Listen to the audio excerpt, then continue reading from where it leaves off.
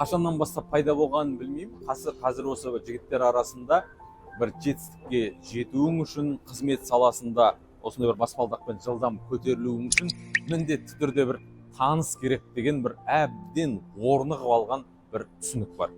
Таныссыз өспейсің дегенде көбіне сәл сәтсіздікті катастрофа санап, болмашыдан драма тудырып отыратындар айтатын сияқты маған.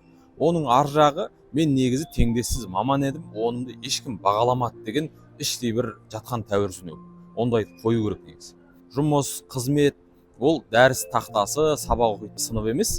Сондықтан жаңа қызметке тұрған жас маман болсаңыз, әлгі бір Федор Бондарчуктың әйгілі 9-шы рота фильміндегі прапорщик Дегал айтқандай: Здесь вы не плохие, не хорошие, не умные, не глупые, не художники и вообще никто. Яғни үйдің еркесі, мектептің озаты, универдің студ советі болсаңыз да, қазіргі бастықтар оныңызды бағаламайды. Өндірісте ат болып жұмыс істеу керек.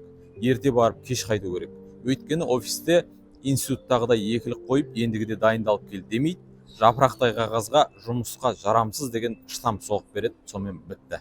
Сонсоң жапырақтарын жанымның білдірмей біреу жұлып жүр деп, әлгі Есенқұл Жақыпбеков атамыздың термесіндегідей тарс бүркеніп бұрышқа қарап түңіліп отырмаңыз.